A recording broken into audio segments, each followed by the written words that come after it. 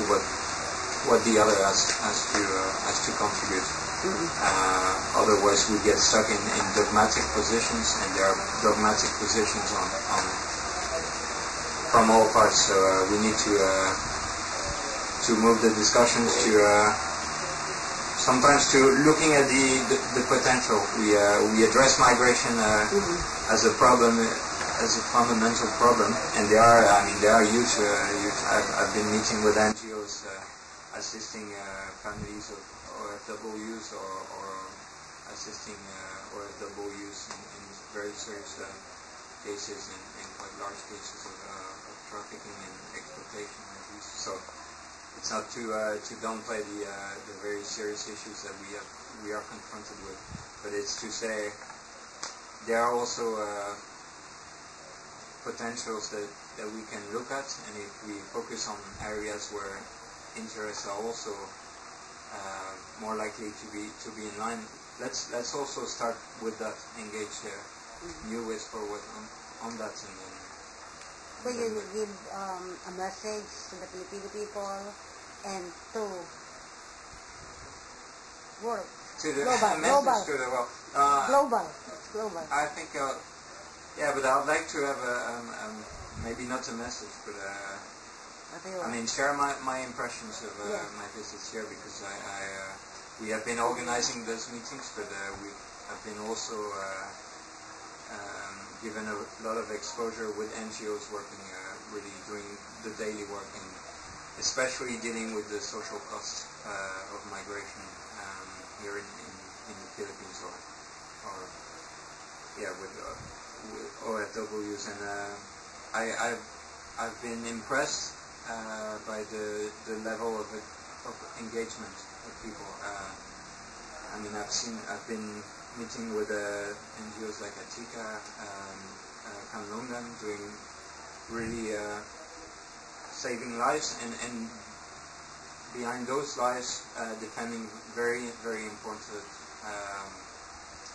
concerns and demands, and I think we need to find ways to tap into the expertise and the knowledge of these people, these individuals who are legal advisors, who are investigators, who are social workers, who are educating children here about savings, about understanding the sacrifices that their relatives are doing abroad.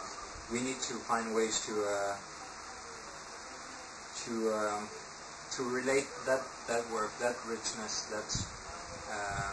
those perspectives to the policy making level, and I've been very touched by also a lot of touch and concern by some of the concrete stories that I could hear about, and it's one of the fundamental challenges. I'm going into something else, but it's one of the fundamental challenges I see in migration policy, is that it's affecting people, whatever if it's immigration regulation, if it's the deployment of overseas workers. It's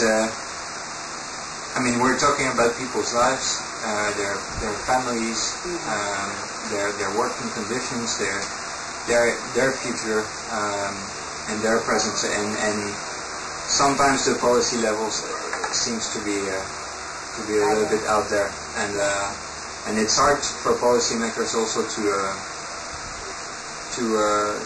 have a constant reality check.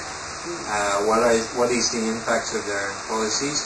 What is the impact of the fields where there are policy gaps? So I'm getting into really something else than a message, but I would say I'm admirative, of the sacrifices that Filipino people working abroad are doing. I'm admirative of the work that some communities here are doing, building on what is being done abroad, but also building on their own resources, finding ways and to say and show that migration is not the only solution. Not a joke. No, it's certainly not a joke. So, the last thing we'd say, it's stimulating and comforting to see also how NGOs here can do a lot of work, a lot of constructive advocacy with I'm not gonna say little means, but maybe little material means, but a lot of personal engagements and personal dedication. And that's I will go back to our own work, which is also this work at the global level, but with some new encouragement and inspiration. Yeah, Thank you very much. Well, thank you very much. Thank you very much.